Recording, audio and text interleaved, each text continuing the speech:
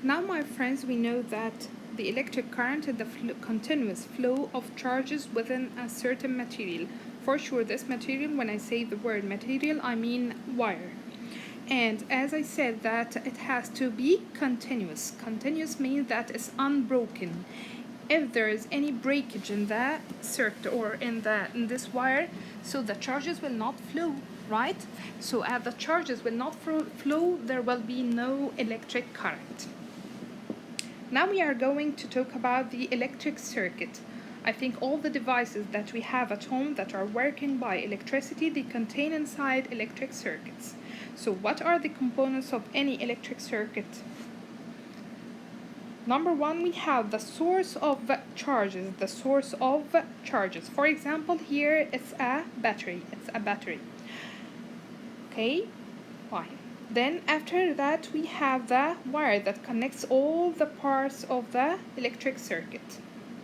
Here, this is the switch. What is the function of this switch? To control the electric circuit. What the meaning of control the electric circuit? By which I can switch on or off the electric circuit. If it is off, it means that the electric circuit is broken at certain points, so there will not be continuous flow of electric charges, so there will not be electric current. And if this switch is on, so the circuit will be continuous and the electric flow will be continuous, so there will be a continuous electric current inside the circuit.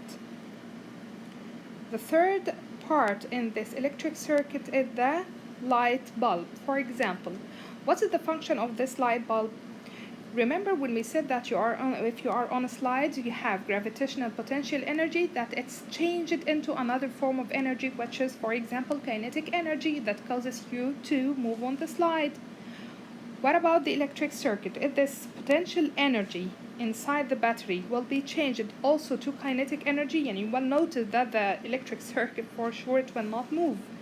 But this change in energy will be changed from potential energy into another form of energy. Here, which form of energy? Yes, it's light energy or heat energy. Light or heat energy. For sure, because the light bulb will radiate some heat. Right? So again, here are the components of any electric circuit. Number one, the source of electric charges, which is the battery. Number two is the wire that connects all the parts of the electric circuit and through which the electric charges will flow. Number three is the switch or the control of the electric circuit to control the on and off of the electric circuit. Number four is the light bulb. And the light bulb, we said that it contains the last form of the energy, which will be changed from potential energy of the battery or of the charges present in the charges, and at last will be translated into light or heat energy.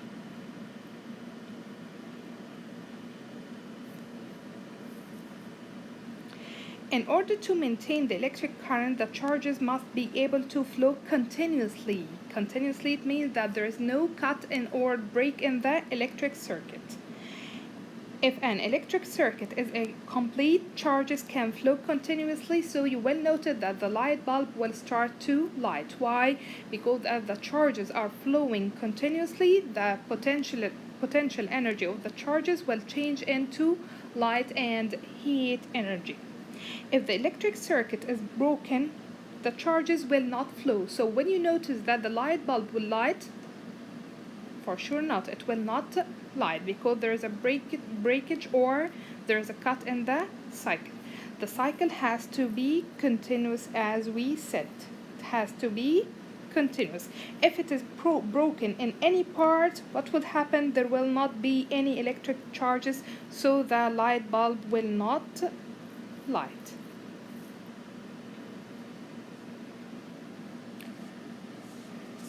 Here, grade 6, we have learned about the components of the electric circuit.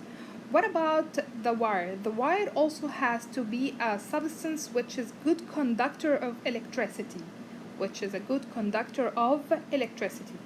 All the materials that we have all around us, either to be conductor or insulator. conductor or insulator. What's the difference between them? Conductor is a material through which charges can flow easily. They have to conduct electricity well, or they have to allow the electric charges to move easily. What are the properties of these materials, or how can I know that this material is a good conductor of electricity or not? This material is made of atoms, right?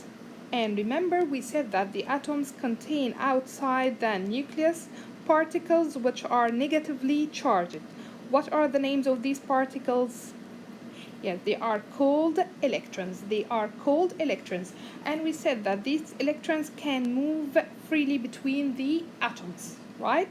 If these electrons can move freely between the electrons, it means that they are not tightly bonded to the nucleus of the atom. So they will be able to move freely, so they will carry the electric current easily. So these are atoms of a substance which can be conductor of electricity, because the atoms have loosely bound electrons that can move freely.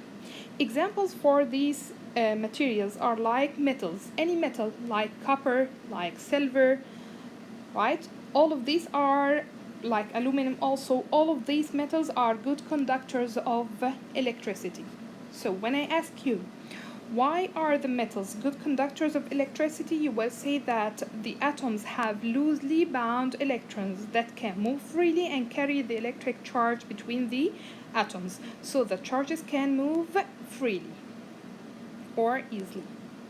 What about the other substances that cannot conduct electricity? Like, for example, plastic. These are called insulators.